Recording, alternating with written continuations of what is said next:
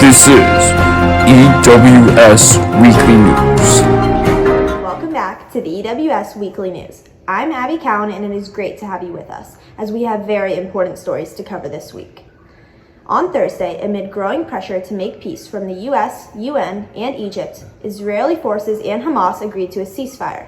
We turn to international correspondent Vicky Kai to tell us more. Thank you, Abby.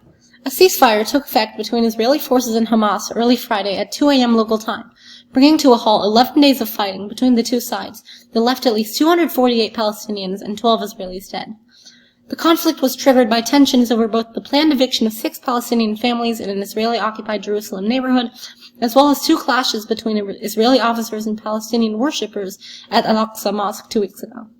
By the time of the ceasefire, Hamas had fired over 3,000 rockets toward Israeli population centers, the vast majority of which had been intercepted by the Iron Dome, while Israel had responded with airstrikes intended to target Hamas operatives that ended up killing many civilians in the process, largely due to Hamas's placement of its offices amidst civilian areas.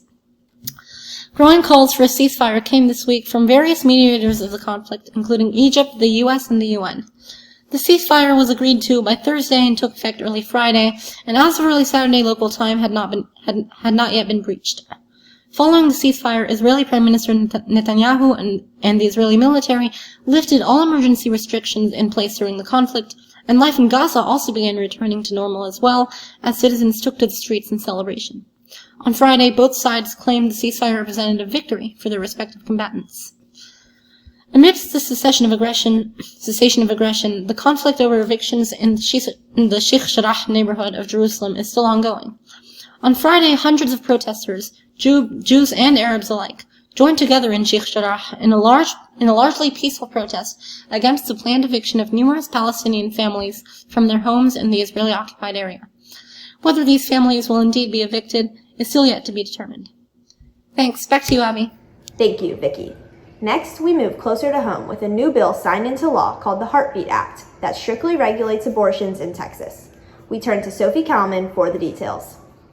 This week, Texas Governor Greg Abbott signed into law Senate Bill 8, known as the Heartbeat Act, which bans abortion after a heartbeat has been detected, typically after 6 to 8 weeks of pregnancy, before most women even know that they are pregnant. The bill makes no exceptions in cases of rape or incest and allows the possibility for any citizen, regardless of whether or not they are a Texas resident, to sue abortion providers or anyone else they believe to have helped a pregnant woman obtain an abortion.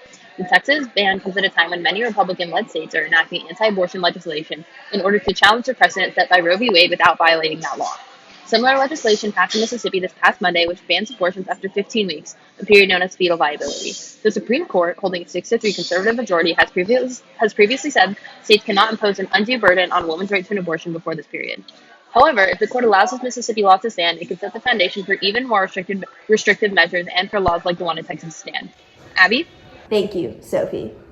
Joel Greenberg, friend of Florida Representative Matt Gaetz, has pleaded guilty to the sex trafficking of a minor shortly after Gaetz was accused of similar crimes. Gaetz continues to deny any involvement. However, many are still concerned by his actions. National political correspondent Ethan Canfield reports. Joel Greenberg pleaded guilty in court to the sex trafficking of a minor. Mr. Greenberg is a tax collector in Florida and is a friend of Florida Representative Matt Gaetz.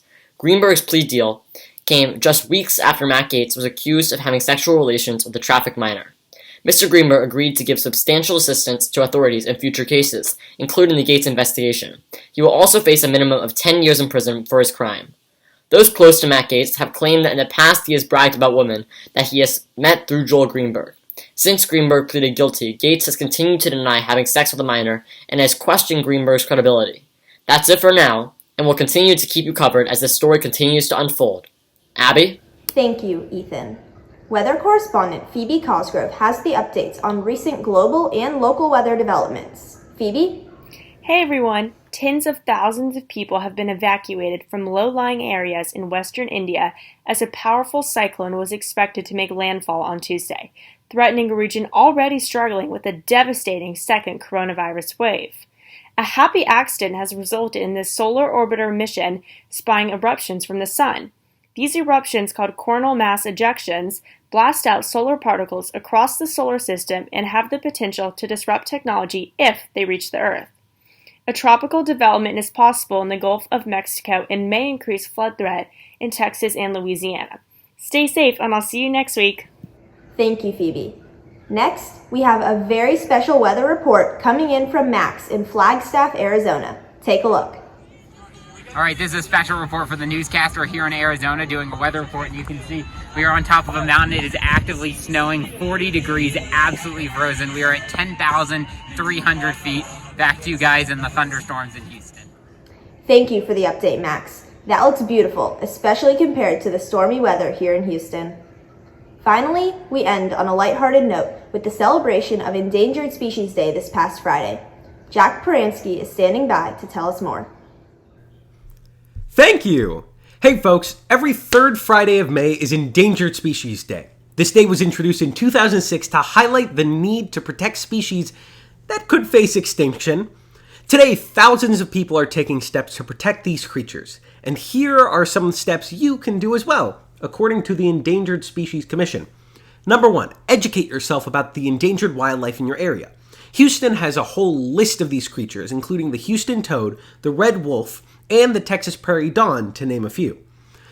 Number 2, slow down while driving to decrease the likelihood of accidentally running over one of these animals. Please, slow down. Number 3, decrease your herbicide and pesticide use. Though it can make your garden look pretty, it's really bad for the native ecosystem of Texas. And 4, lastly, do not harass wildlife. The destruction of habitats is possibly the greatest threat to these creatures face. So, please be careful. Thank you. Have a great day. Back to you. Thank you, Jack. And from the EWS Weekly News team, thank you all for tuning in. We will see you right back here next week for our final broadcast of the season.